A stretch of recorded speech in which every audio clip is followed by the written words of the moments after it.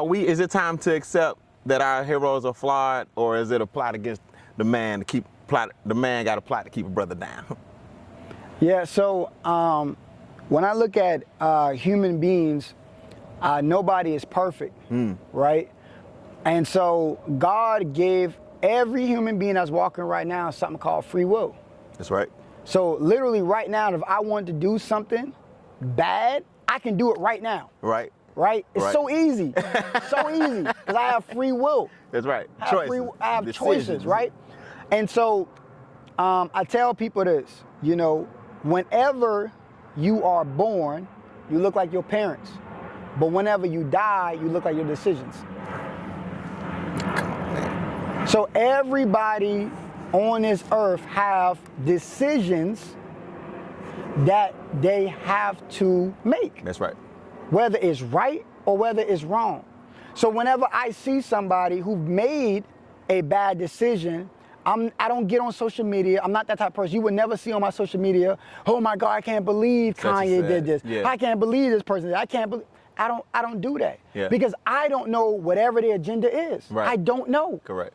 But in some people, they do something, and when it circle back around, now you be like, oh, that's why they did that. And you get the full picture. Right. See, some people speak before they even know the full picture. That's right. They don't know the facts. That's right. They don't have the evidence. So I never talk about what some man or some woman is doing because I don't have the facts. Right. I don't know the truth. That's good. Right? That's good. No and judgment. And so my thing is, like, who am I to judge? I can't judge nobody because it's something that I have done, something you have done, other people have done, right? And so I don't judge nobody because I'm not the author to judge. God is the author, not Abdul.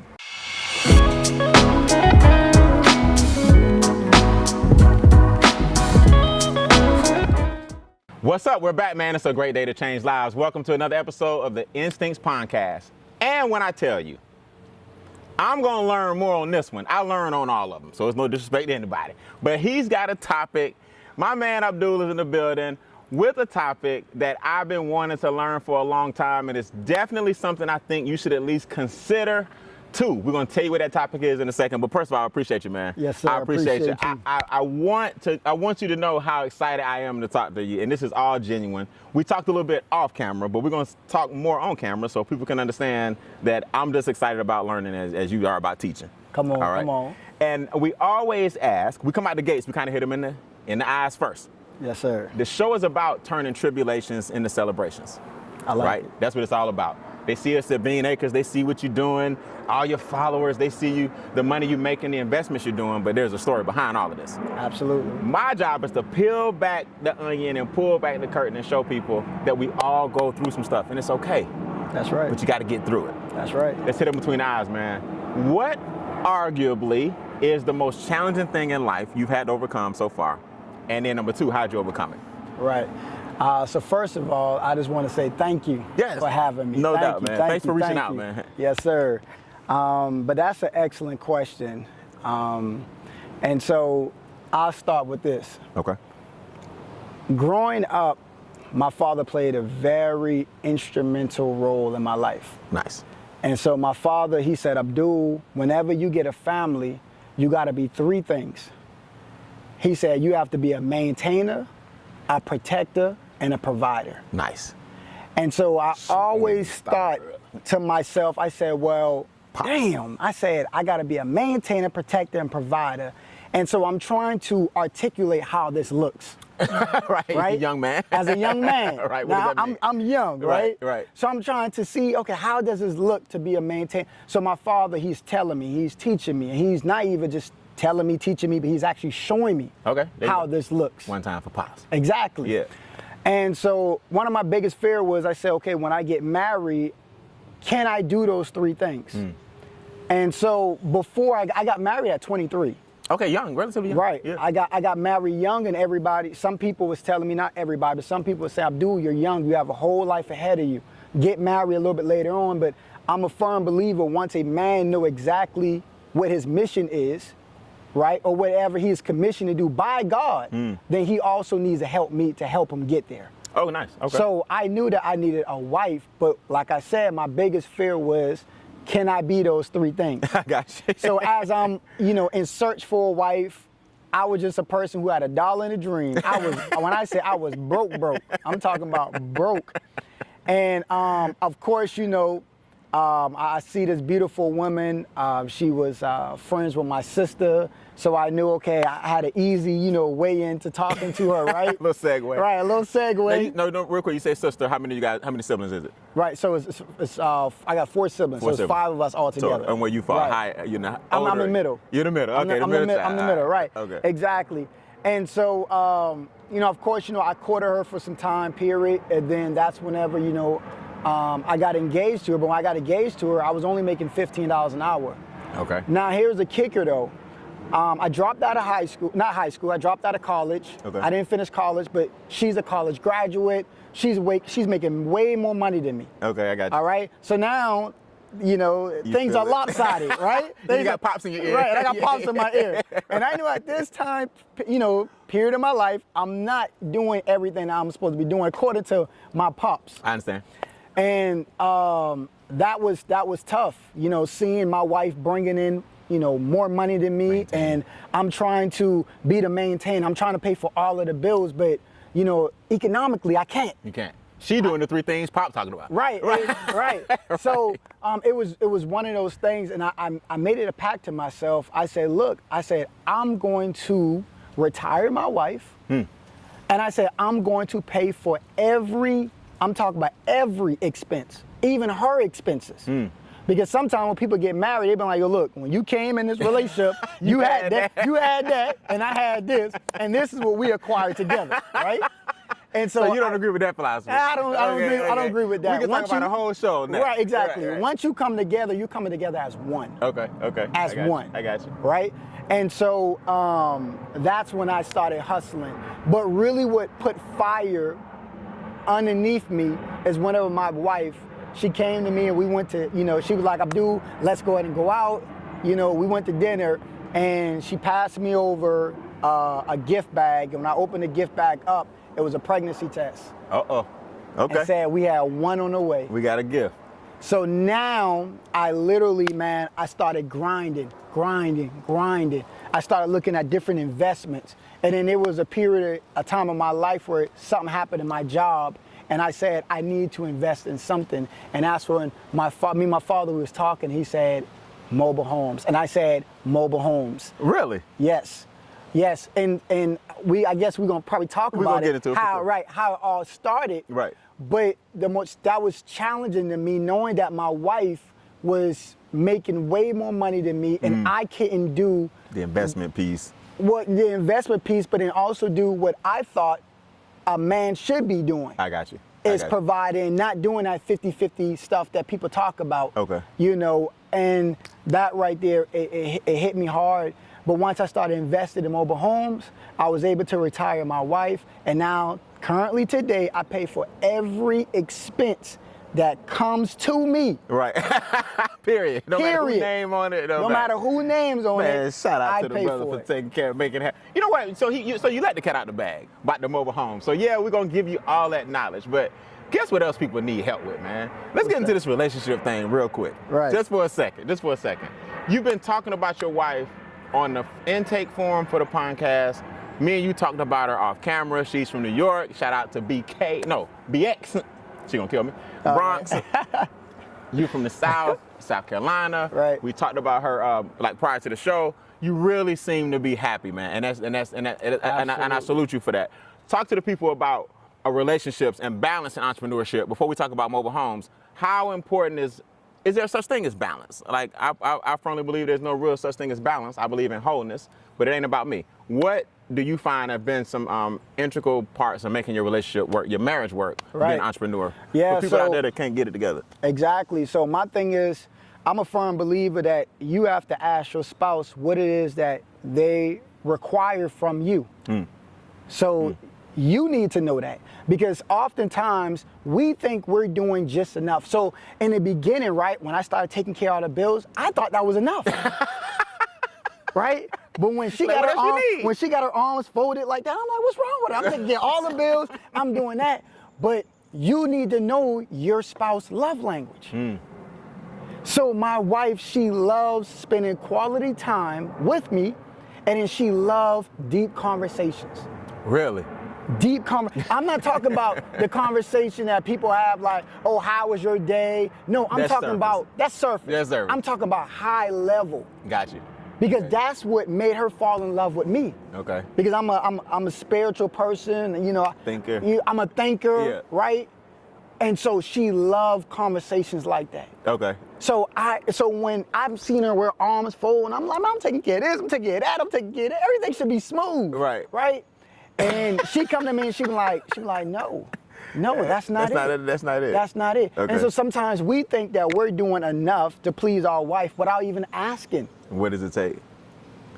All we got to do is ask. That's it. What would be your love language? If she was sitting there, what would she say your love language is? Well, she would say mine is physical touch. Yeah, okay.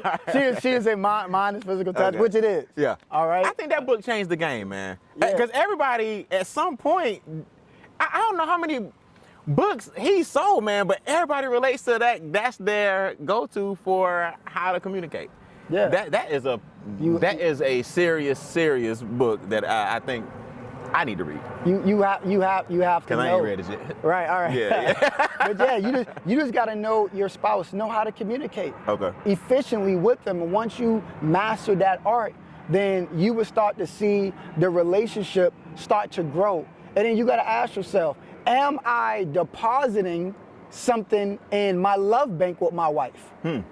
Or am I withdrawing something That's good. from my love bank with my wife Yeah. or my spouse? Now define the love bank. The love bank, okay, we know what a deposit is. We know what a bank is. The love bank is what? Is this something I go to remind them that I made a deposit? Is this something that, I know that's not true. I'm just saying, what is the love bank? Yeah, so the love bank, once you understand how your wife operates, then your wife needs become your number one goal. So when I wake up, I know what puts a smile on my wife's face. Gotcha. So when I wake up, I know my wife, she like that pleasant, gentle voice. Because, you know, my family, I see a lot of people hear me say 10-4 and copy, like when right. So the militant side of me comes out. Okay. But I know when I wake up, I say some gentle words to my wife. Like, damn, you beautiful girl. Gotcha. Right? Gotcha. And I know that's gonna put a Kool-Aid smile on her face. I'm talking, she's gonna be smiling ear to ear. Ear to ear. I got you. Right? So just knowing certain things that's gonna put a smile on their ear, right? You have to be genuinely like interested in your spouse. It just can't be something that you do on a surface base to where you know, oh, I gotta do this, so let me just go ahead and hurry up and do this so I can please. No, you gotta be genuinely interested in your spouse. And when that happens, oh man, everything that you need, you want from your spouse, I'm talking about you're gonna be able to get it without any without like any challenge. Challenge, I got you. It can be gentle Because the challenge. love bank is full.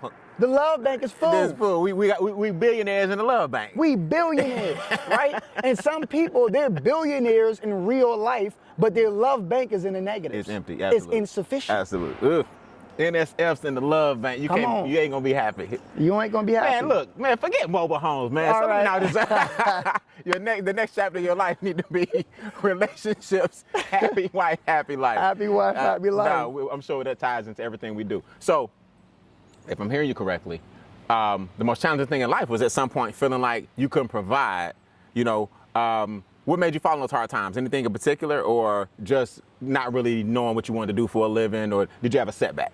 Yeah, so it wasn't necessarily a setback in my life. It was just that I was young and I was really trying to find my way. I was trying to find my avenue, right? And I remember I was on an electrical job, and man, I was stuck, man. I was stuck. Like, I was like, okay, I'm doing electrical work because, you know, my partner, he showed me, my father, he taught me how to, you know, work and do things with my hands. And that's why I was doing it. But I was talking to an OG, man. And the OG, he asked me, he said, what do you want to do? And I said, tell you the truth, sir. I said, I really don't know. And he said, well, I'm going to give you some advice. He said, one of my OGs told me, if you don't know what you want to do, do everything until you find out what exactly is that you want to do in life. Wow. And so what I started doing was I did a little bit of everything just to really see when I wake up, do I turn my alarm clock off and be contemplating on going to work? Right. Right? You don't want to feel like that. Right. I don't want to feel like that. And so I was like, yo, look, if I'm waking up happy, like, yo, I'm about to go to work, I'm about to do this, I'm about to do that, then I know, yo, this is where I want to be at. Got you. You know? Did you find that space first in mobile homes? Was that your, like, this feels right? Or did you kind of segue into mobile homes? Let's get into how we got there. Yeah, so it was a segue. I always love helping people. Like, anytime I help somebody, I don't care what it is, whether it's finance, whether it's dropping game on them, and I really see like them like lighten up. Yes.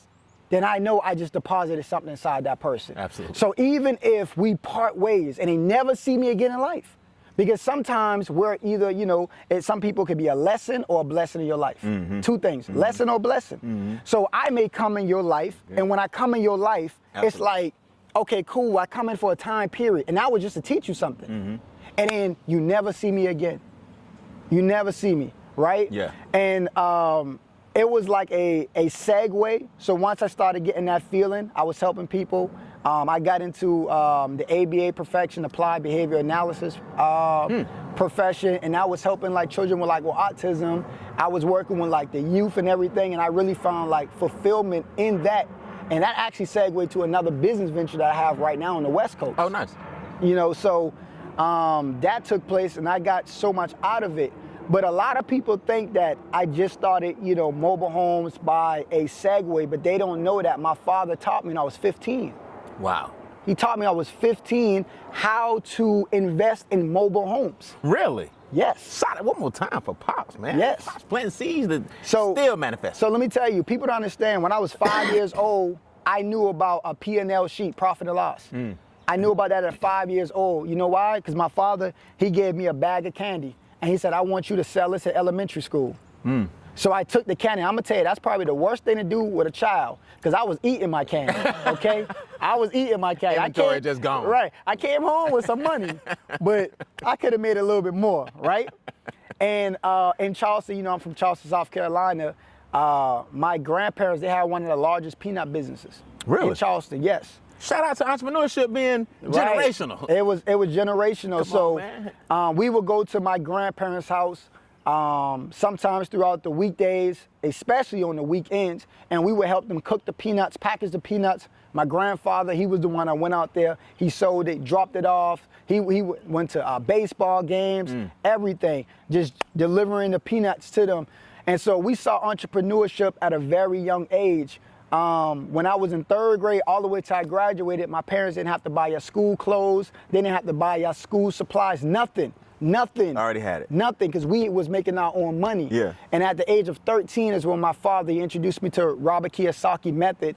And so, I learned about the 4 quadrants. Not only did I learn about that, we were actually hosting game night for the cashflow game. Cashflow quadrant. Right, exactly. Yeah. So I was 13 teaching adults how to get out the rat race. Nice. At 13. Come on, man. And at 15 is whenever my father, he taught me about mobile homes. I didn't know what he was doing. I had no idea. He would say, Abdul, come to this house right here, cut the grass. I'm like, all right, cool. It's summertime. It's hot. Right. You know what I'm saying? Sure. Down south. It's down south, so I don't want to cut nobody grass. But I'm like, cool. The lots were very small. I would cut it. Then he would say, Abdul, come in the house. I want you to help me paint. I didn't know he was getting it ready for a tenant at that time. But he was getting it ready for a tenant. He was like, yo, this deck right here, yo, we got to rebuild this deck. And I'm like, I don't know how to build it. And he's like, this is what you got me here for. That's right. I'm going to teach you how to build, right? And so, man, I started learning how to get real good with my hands. You know what I'm saying? And anytime there was an issue with the tenant, Abdul would roll with me. Now I would see how, right? How to handle conflict resolution. Man, conflict resolution. Communication. Exactly. Yeah, absolutely. Exactly. So I'm just right there, not really knowing the full scope of things. What's going on, yeah. I didn't know that. So at what point did he, or at what point, he's been grooming you the whole time. At what point did you realize, I got what he's doing now. Like, I'm ready to run one of these. Right. I'm ready to buy one of these. Did you have an epiphany? So let me tell you. So remember how I said I was working with the youth, right?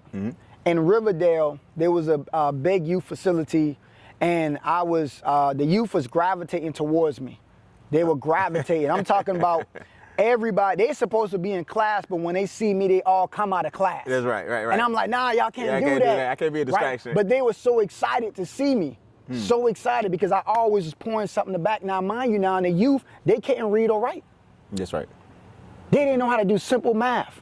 Oh, wow, you mean they're supposed to? They supposed to. Okay, I got you. These are teenagers. Undereducated, yeah. They didn't know how to spell jump. Get out. Yes. Yes. The school system has failed them. School systems have failed them. Failed them. And so here I am. I'm pouring back into them. Yo, let me see that letter. Yo, let me help you. Boom. I'm pouring back into them. And so what happened was the owner came in one day, and I don't know, it was a vibe from the people that was before me, and they were like, yo, when the owner come, don't talk to the owner. They don't want you talking to the owner or anything like that. I'm like, what? I'm like, yo, this is a man. Yeah. I don't care who it is, man, woman, I'm gonna talk to you if I have something on my mind. Yes. And so I already had an idea how I could enhance the program. And so what I did was I pulled them to the side. When I pulled them to the side, I told him about the program. He said, I like it. And he told the director was looking at me like what you doing? Right. So he was like, he told the director, he said, look, I want you to get what I do so we can implement this program. So man, I stayed up all night. I sent the program to my auntie so that she could edit everything. And man, we had a cold-blooded system. Now the program at that point is what? So the program, it was so during that time, I actually had my certificate for a personal trainer. Okay. To be a personal trainer, so I had my certificate and everything. So the youth, they was talking about how they wanted to, get into like physical fitness because they saw, man, I was fit and everything. And so I created a program that would, allow that to take place right there in the facility. The owner loved it. 2 weeks later, the director came back to me. He said, Abdul, we're unable to implement your program. And the funds that you're talking about receiving, he was like, oh, we can't do that as well. Now, mind you now, I already knew that they had extra funds put to the side. Available for it, right? Right. And so the very next day, they appointed somebody else in the company to do exactly what I gave them to do. I'm talking about literally. Systems. I'm talking about all of the materials. Every site that I told them, they went to that site and bought all the materials. So they they X'd you out. They X'd me out completely. And how'd that make you feel? What'd that make you do? After that, I came back home. I told my wife, I said, this is it. I said, I can no longer do this and be up underneath somebody's mercy. Yep. Like I'm at somebody else's mercy. Yep. That just wasn't cool, man. And so that's when I called my pops and I talked to him about mobile homes. The only thing he did was laugh on the phone, man. It was almost like, yo, I told you so, Abdul. Wow. It was almost like one of those moments. And then from there, I studied for 10 months straight. Mobile homes. About real estate, business, and credit. Got it. Those were the three things I focused on, because I wasn't interested in a microwave success. Shout out for long-term vision. So let me ask you this.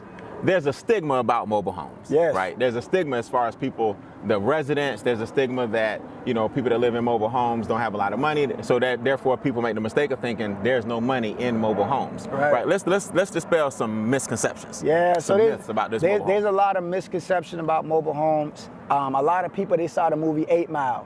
Right? Yeah, that's right. And when they saw the movie 8 Mile, they think about drug dealers. They think about beat down mobile homes, right? Right. You know what I'm saying? They think about whenever a tornado, hurricane come, the mobile home gonna be in the middle of somebody else's yard. They think about all type of crazy all the things things. they see, yeah. But one thing that they don't know is after June 15 of 1976, HUD started regulating mobile homes. Okay. And so when they started regulating mobile homes, there's something called wind zone. So the mobile homes have to be able to withstand a certain amount of wind pressures. Okay. People don't know that mobile homes can actually withstand 70 to 110 miles per hour. Now that it's regulated for sure. Now it's regulated. You got to build them a certain way. Right. Correct. Exactly. Okay. So you think about mobile homes could be in the middle of the street, and so what I tell people, I say, look, we just had a Hurricane Ian. Did you see any mobile homes in Florida in the middle of the street? No, not at all. Nah. None at all. Wow. Because they've been heavily regulated and they've been updated in 1994. So the regulations, they went up on as far as the building requirements of a mobile home. Also, when it comes down to, these mobile homes is going to be in, I would say, crime, infested areas and drugs, all this other madness. So you got different levels. You got a 1-star park, 2-star park, 3, 4, and 5-star parks. Now, these are the different level and quality parks. I always tell my students, do not invest in a 1-star park because you're going to see that type of environment. This stuff that you are stereotypical. The stereotypical things that you talk about. Yeah, you're probably going to see it. But I said, name me one state that don't have an area like that. Mm-hmm. Name me one state. Right. You Everybody. can't. Yeah. Every state have an area that just looks beat down, raggedy, and all other type of madness. That don't mean you need to touch it. That don't mean you need to touch it. Right. I got you. That don't mean you need to touch it. But it's different plays that you can do with that 1-star park community. So if you see, prime example, if you go in a community, I tell people this, if you drive through a community and you wouldn't want to live back there because it's that beat down and raggedy, then don't invest inside that community. Of course. But let's say you see a mobile home and that mobile home, it looks nice. You can move that mobile home out of that area, take it to another area. And make it a 3 or 4 and star. bring that mobile home out of that 1-star park community into a 3, 4, or 5-star park community. So how's the money made? Is the money made on the land that the mobile home is at, where it actually resides? Is the money made in fixing up the mobile home? So in real estate, for example, we know that money can be made with the equity over time. Right. Or the money that you invested, the after repair value, the different things. Is the mobile home business the same way? It's just a different faction of real estate, or are there some things that make it more advantageous? Absolutely. So the mobile home is the same way. It's the same exact way. So there's many different ways how you can get money out of the mobile homes. All right, give me 3. All right, I'm gonna give you one ahead of time. All right, so good. So let's say if you are a person and you want to get into the business of residual income, right? And you don't want to rent, because we already know renting is one of the ways, right? But we don't want to rent. So now what you could do is you could do an owner finance on a mobile home. With you doing an owner finance on a mobile home, now you're allowing that person to become the owner, but that person pays you. So every single month, guess what? You don't have to worry about if the toilet goes out. You don't have to worry about if the socket goes out, because that person owns that mobile home, but you become the bank. Gotcha. So the same way if you were to take a car off the lot, right? You can't go back to Wells Fargo and say, hey, look, my car leaking oil. They're going to look at you like, we don't fix that. We just collect the check. Gotcha.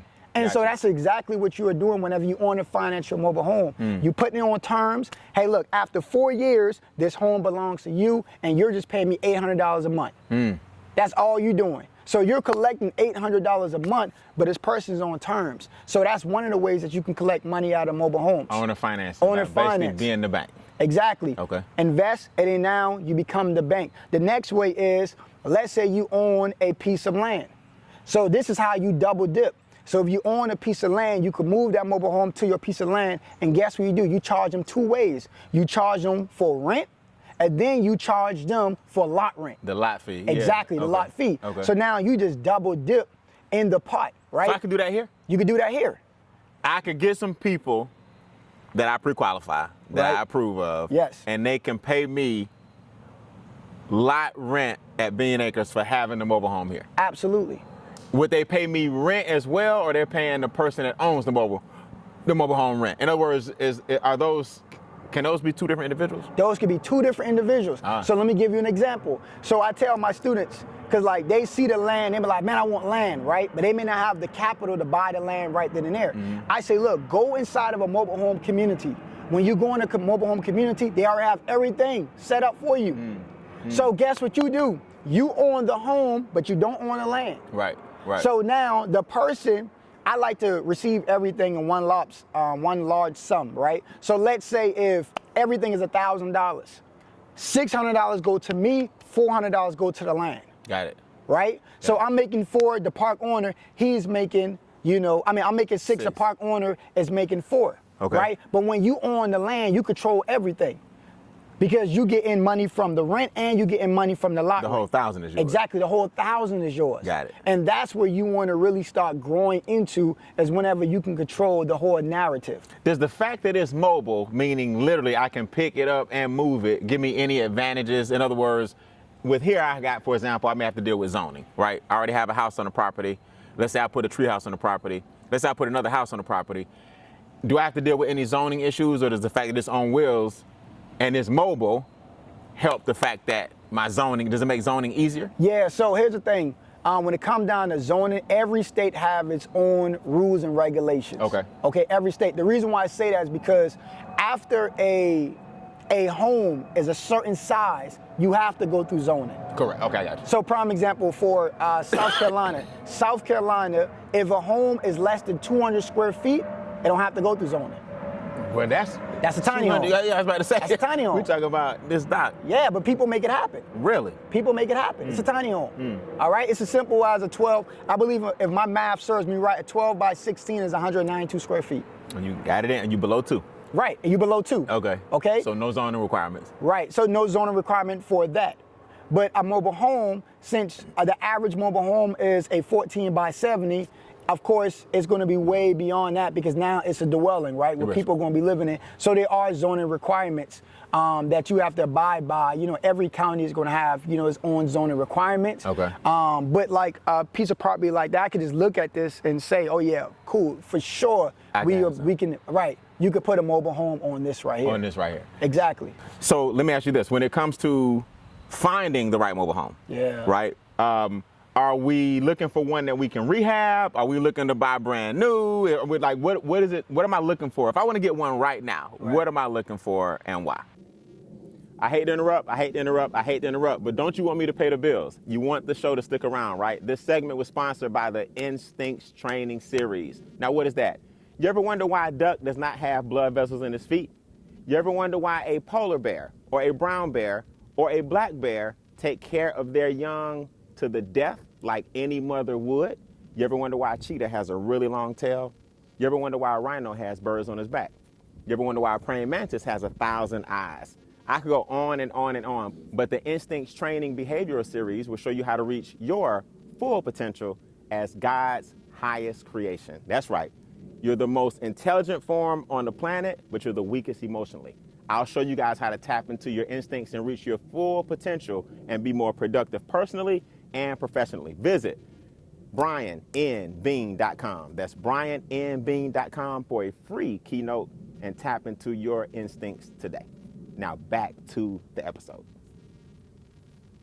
Right, so this is what I do. This have been my bread and butter.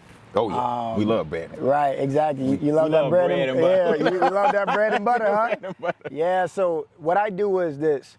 I always teach my students positive impact over positive income. Nice. Nice. You gotta be able to impact the people. Whenever you impact the people, the money's gonna come. The money is gonna come. Butter and So what I do is I go into mobile home communities. So I tell people who don't know anything about mobile homes, the only thing you got to do is go to Google, type in mobile home parks near me. It's going to blow your mind. You know why? Because the mobile home parks is right there behind McDonald's. It's right there behind the gas stations, Walmart. You never know. You passing by a gold mine every single day. Okay, right? so I find my location. You find your location, right? So now I'm going to drive through the mobile home community. So before I start, oh, I want that home, I want that home, I want that home. No, I first see how I can be an asset to the community. So I see what the community is lacking and how I can insert myself in that community to be of some type of value. Makes sense. So anytime somebody come to me and they want to, do any type of partnership, it's almost like, okay, what value do you bring to the table? That's right. Because it can't be one-sided, right? Win-win scenario. Right, it got to be a win-win. So anytime I go in the community, I look and I see what they're lacking. And since I know exactly what I'm looking for, then I can go ahead and I know I can make some plays in this community. So one thing is this: if I'm driving around the community and I see that there's mobile homes, right? 10 mobile homes that's vacant, I automatically do the calculations, right? So that's the first thing. If I know the lot rent in this area is $400, That's 10 mobile homes vacant. So do 400 times 10. Now that owner is missing out on $4,000. Okay. If you're a real business person, you about your dollars. Correct. You about your chips. Correct. So I bring it to their attention that they're missing out on $4,000, and then I show them how I can insert myself in a community and I can fix those mobile homes so that they can be making an extra $4,000 a month. This is the landowner who's missing $4,000 because 10 of these spaces are unoccupied. Unoccupied. You're going to bring them occupancy, or what are you bringing them? I'm bringing tenants? two things. Okay. I'm going to fix the mobile homes up. Okay. That's the first thing. Okay. So now the mobile home looks what? More appealing. Right. Then the next thing is I'm going to bring them a qualified, keyword, a qualified tenant to live in this home or to buy the home. Now you make the money from the tenant. You be on the rent side on that case, and you fix his problem by being on the lot side. Exactly. The land side. Right. Okay. So it's a win-win situation. But then also what I do is I say, look, since it is a win-win situation, I'm going to need something from you. Okay. Now what's the ask? Now, I'm going to say I'm going to need 1 to 3 months of free lot rent. Guess what? He was losing. He was already losing. He was already losing. So don't try to charge me now since I came with a, it's like I came with a solution, right? Right? Don't try to charge me now. You was already losing. Right. So before I do that, everything about business, like this is chess, not checkers. Okay. So the first question I asked them is what? How long has this been unoccupied? Got it. Now you got some leverage going in. Now I got some leverage. Makes sense. So then I had one person say, oh, this home been vacant for 536 days. I said 530. Oh, you better not charge me a dime. All right? I need at least minimum 3 months, right? 3 months. But guess what? We don't need 3 months. So this is another play. Since we fixed the home up in 2 weeks, 2 weeks. Notice I didn't say 2 months. 2 weeks. Now they already are giving me what? Free lot rent for 3 months. Correct. So now for the next 2.5, 3 months, I'm getting the whole pie. Got it. I'm getting the whole pie. So even though they're giving you the lot for free for 3 months, but they're paying you. Oh, I got it. The money's still going out. They just got to give it all to you for 3 months instead of keeping their $300, $400. Yeah. So how it is that in the portal it show that you don't owe anything. Okay. For the month. Okay, got it. Right. So whatever you charging that person, let's say for rent or whatever the case is, on finance, whatever you charge them, everything goes directly to you. Directly to you. I got it. Right. Credit. Right. One hand wash the other. So we solving a problem. We finding out what they need. What might a community need other than vacancy? Other than occupancy. What else? When we say you tell your students to help the community, what else could a community need? Man, that's excellent. So I'm gonna give you 2 plays. Man, here go 2 cars.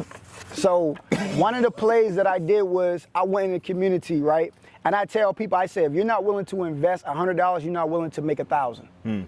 Simple as that. If you're not willing to invest 1,000, you're not ready to make 10,000. Correct. So what I did was I took $100, a $100 bill, and I paid somebody to pressure wash the mobile home. Now, what I did was I added value by pressure washing the mobile home. Okay? The park manager, he went by, he was like, is this the same home? And matter of fact, I'm gonna show you pictures too. Okay. He says, this is the same home? I'm like, yeah, this is the same home. Guess what he ended up doing? The guy who I hired to pressure wash the mobile home, he actually hired him to be his maintenance guy in the park. Provide a job. Right. Yeah. So I help provide, services. Makes sense. Exactly. So what happened was, since I was cleaning up the community, right? So it's just like you go in a community and then you see trash everywhere, right? Well, what do? You partner with a nonprofit organization. Right. They already have to service the people or the community. Right. So now all you gotta do is partner with them to go inside that mobile home community and clean it up. Got it. Now guess what? They Value. see us with 15 trash bags. They like, oh man, our community was really this dirty. Right. It's looking better, and I can't believe it was even like this in the first place. Exactly. Yeah. So now we taking care of that on that end, and guess what ended up happening? The park manager, he called the owner, because I was telling him, I said, look, I see some homes back here. These people got evicted. Y'all don't know what y'all gonna do with it. I said, I have use of these homes. That's how you gotta talk. Yo, I have use for these homes. I like it. Right? I like straight shoot. Right. Straight shot. He calls her. She said, who is it? He said, Abdul Shabazz, the mobile home closer. She said, oh, I know who that is. Give him the homes for free. Get out. He had it on speakerphone. God is my witness. She said, give him the homes for free. I got the pictures right now. How many we talking on that one? So I got 2 free homes. Really? Right off the bat. Yes, sir. Roughly, if you don't mind sharing, you can give me an estimate. How many you have all across the country? So right now, we focus on flipping. Okay, you don't maintain. We focus on flipping. Got it. So right now we have about 10. In 2023, we're gonna have close to about 50. Really? We're gonna have 50 to 75 in 2023. That you flipped? No. You're gonna sit on those? No. That we're gonna sit on. You're gonna sit on those, okay. We're gonna sit on those in 2023. But we focus on flipping. So what I teach my students is you need to flip so you can build your what? Your capital. That's right. So anybody come to me and say, I need $100,000, I can say, when do you need it? Show me your proposal. Now we can make the moves. And that's the position I'm in right now. I'm in a position to do big deals because we have flipped those homes and we have been patient. One thing my father always told me was, he said, you gotta be patient, and that's what he has been teaching me with the cash flow quadrant. Pops again, man. So if you look at the all I'm doing is playing the game. And I urge people to get the game. Yes. So you have small deals and you have big deals. Correct. The mobile homes are the small deals. But once you start flipping over the big deals are now $100,000. In that same genre?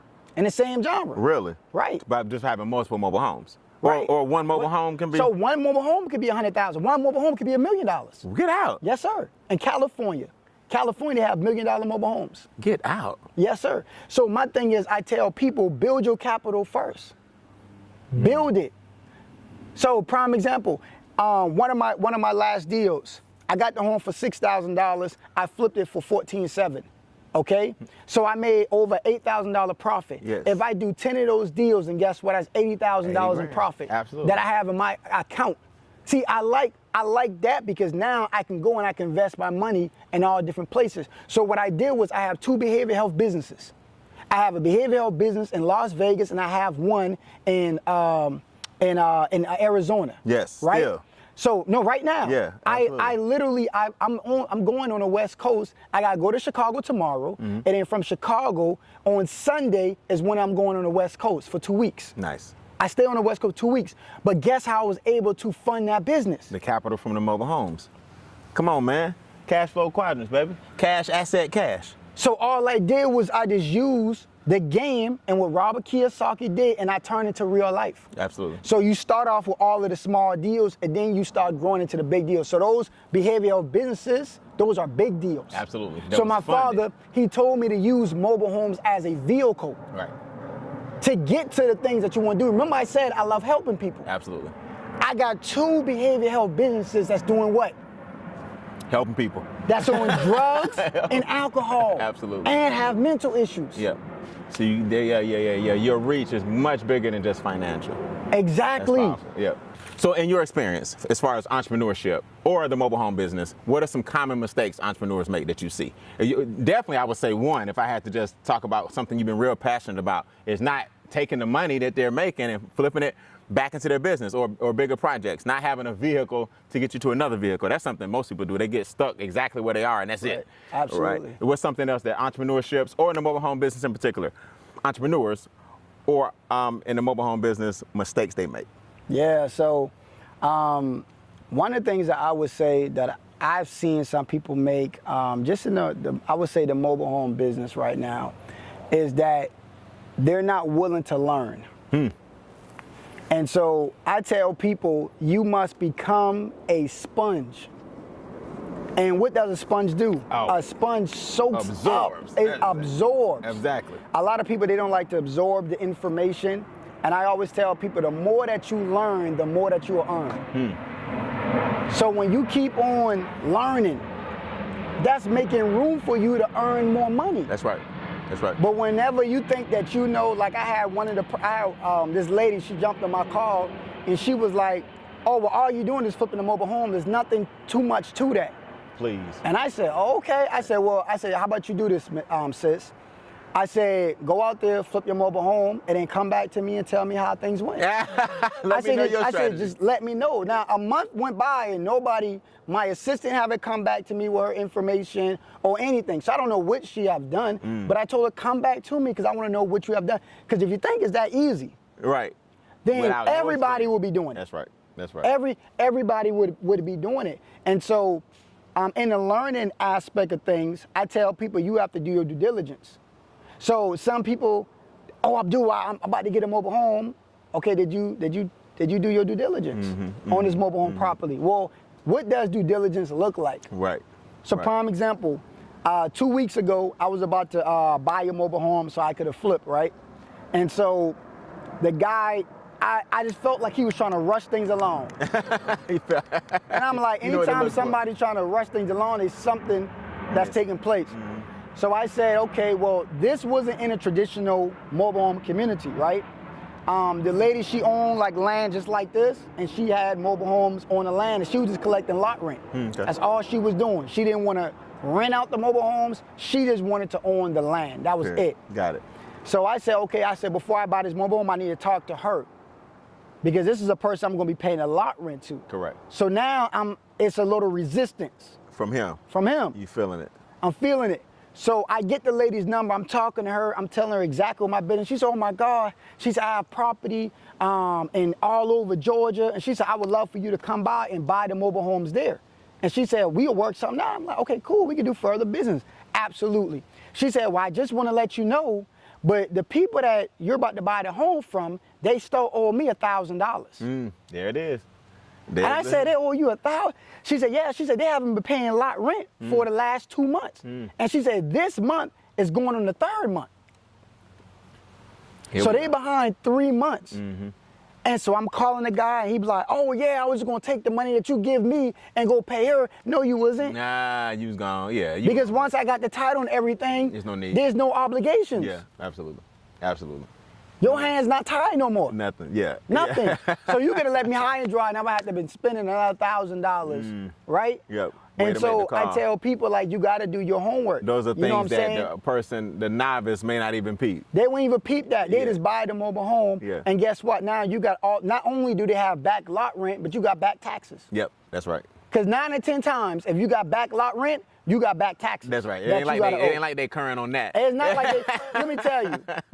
If they're not current on that, 9 or 10 times they're not current on that. They're not current on that. Right. So I tell people the education aspect, of things. And also, whenever you are renovating a mobile, on average in Georgia, I spend roughly around $5,500 renovating my mobile home. So now you got a benchmark. You kind of know what going in, what to look for. I go in it, I already know, literally, I teach my students, go inside there, we have like a cheat sheet.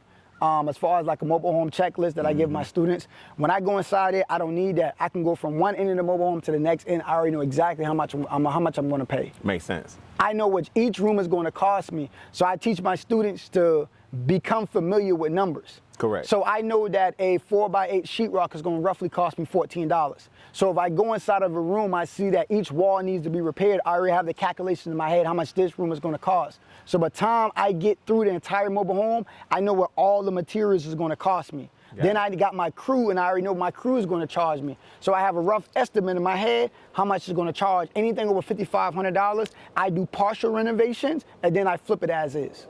Now we're talking. So you keep talking about students. Before we go, let's talk about how to become a student. What's the course, and where can they find you? Yeah, so I say this, man. I've taught thousands of students all over the country, man. Thousands. So we have receipts for days. Matter of fact, in my inner circle, 2 days ago, another one of my students just closed on another mobile home deal. Nice. And one of my other students, man, it's crazy with the inner circle and what we'll be able to provide. So we do have a community. It is called the Closers Inner Circle. And so with that, there's times I put deals in the community. And I give them opportunity to JV with one another. Of course. I like to teach group economics. So you may have $2,000, another person may have $2,000. You pool your resources together, you buy the mobile home, and now you're able to collab like that. You do a quick flip. When you do a quick flip, now you take your $4,000, you turn your 4 to 6. Now you just made $1,000. You made $1,000. But I asked them, I measure things on timelines. Of course. I measure things. I'm like, yo, look, if it took you 2 weeks to make $1,000, was that good or was that bad?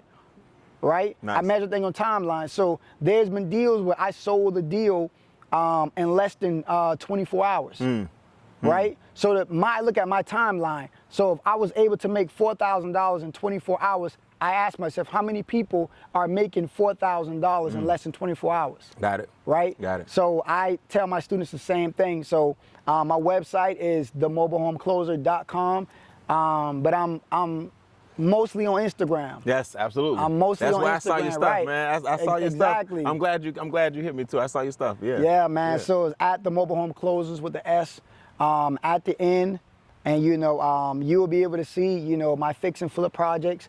You'll be able to see current projects that we're working on. Nice. Us touring some of the mobile homes, like you saw, like the futuristic mobile home. Yes. So like we do tours, man. We're going a lot and just tour the mobile home so people can get a visual. Because some people, when they think about mobile home, they think about trailers, they think about 1960s, but I show people 2023 mobile homes. Totally different. It came a long way, all right? I tell people that.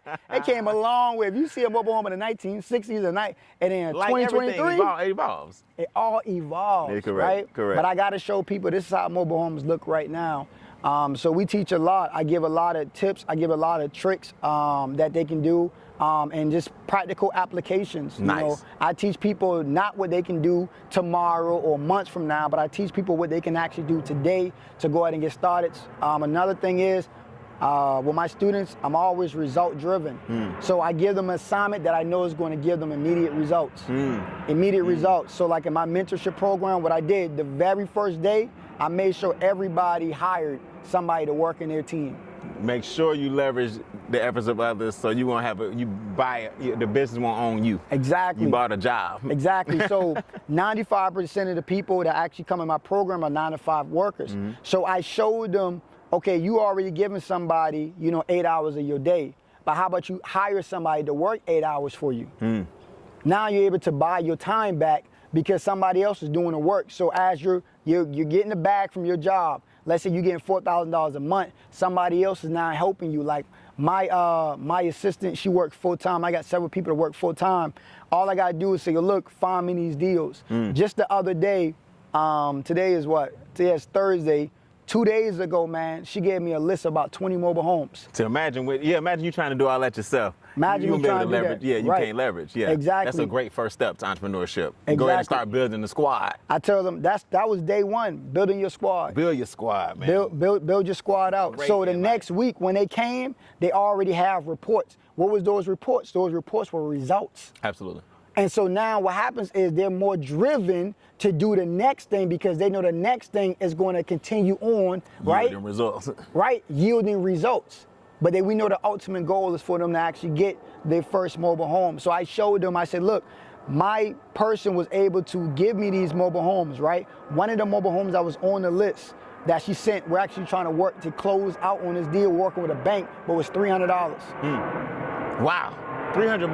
$300. Snatched up. $300. So we're working. So this was a bank deal right here.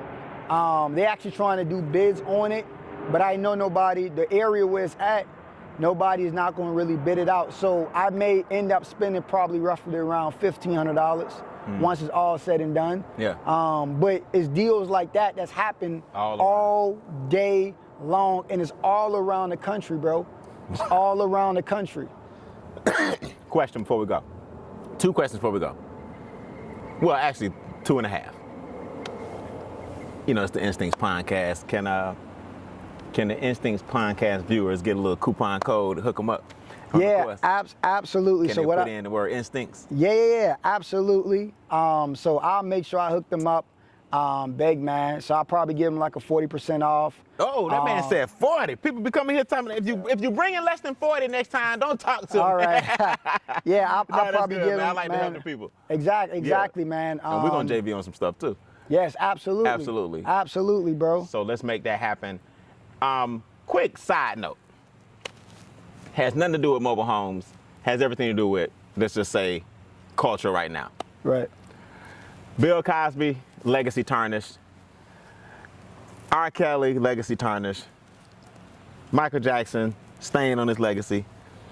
Is it time to accept that our heroes are flawed, or is it a plot against the man the man got a plot to keep a brother down? Yeah, so when I look at human beings, nobody is perfect, right? And so God gave every human being that's walking right now something called free will. That's right. So literally right now, if I want to do something bad, I can do it right now. Right. Right? It's so easy. So easy. Because I have free will. That's right. I have choices, right? And so I tell people this, you know, whenever you are born, you look like your parents. But whenever you die, you look like your decisions. Come on, man. So everybody on this earth have decisions that they have to make. That's right. Whether it's right or whether it's wrong. So whenever I see somebody who made a bad decision, I don't get on social media. I'm not that type of person. You would never see on my social media, oh my God, I can't believe Kanye did this. Yeah. I can't believe this person did. I can't believe. I don't do that. Yeah. Because I don't know whatever their agenda is. Right. I don't know. Correct. But in some people, they do something, and when it circle back around, now you be like, oh, that's why they did that. And you get the full picture. Right. See, some people speak before they even know the full picture. That's right. They don't know the facts. That's right. They don't have the evidence. So I never talk about what some man or some woman is doing because I don't have the facts. Right. I don't know the truth. That's good. Right? That's good. No and judgment. And so my thing is, like, who am I to judge? I can't judge nobody because it's something that I have done, something you have done, other people have done, right? And so I don't judge nobody because I'm not the author to judge. God is the author, not Abdul.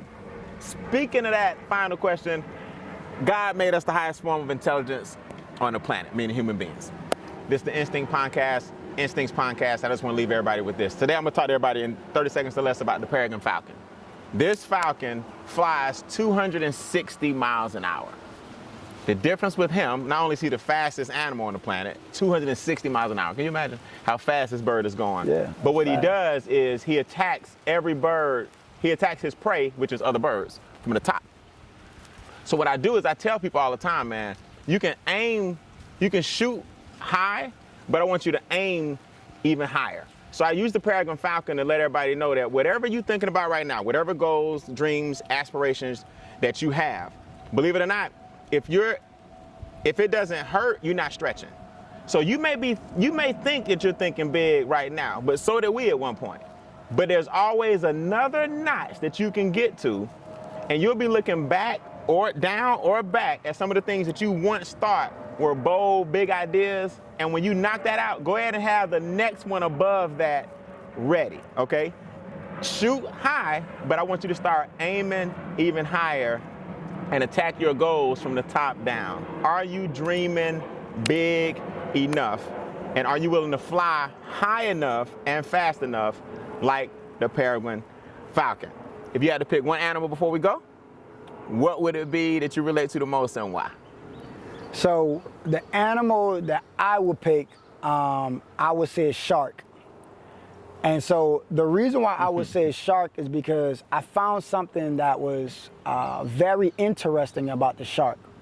And of course, you know, some people, you know, when they know a shark, they've been like, oh, a shark, you know, they fierce, they this, they that. Right.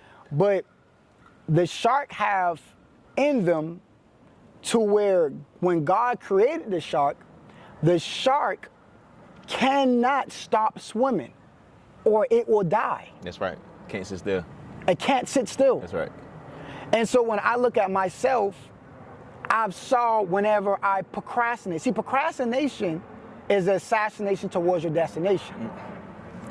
So I found whenever I sat still in my life, that's when things started to come down. That's throwing down, yep. So just like a shark, I gotta keep moving. I gotta keep pressing forward. That's good, man. Because if I don't, then now all I'm gonna be doing is procrastinating, bro. Sitting idle, not doing nothing, just turning the wheel. That's it. Hey, man. This is Abdul Shabazz, man. Y'all check him out. What's that Instagram one more time? Yes, so it's at the Mobile Home Closers. Mobile Home Closers. With an S. With an see S. it on the screen, man. Click the link below so you guys can take advantage of the code word Instincts, man. Hey, it's a great day to change lives. You guys are the highest form of intelligence on the planet. Now all you gotta do is get out there and tap into your instincts, right? I appreciate it, man. Man, Good appreciate stuff. you. Good stuff, man. Yes, sir. Yeah, let's do some business.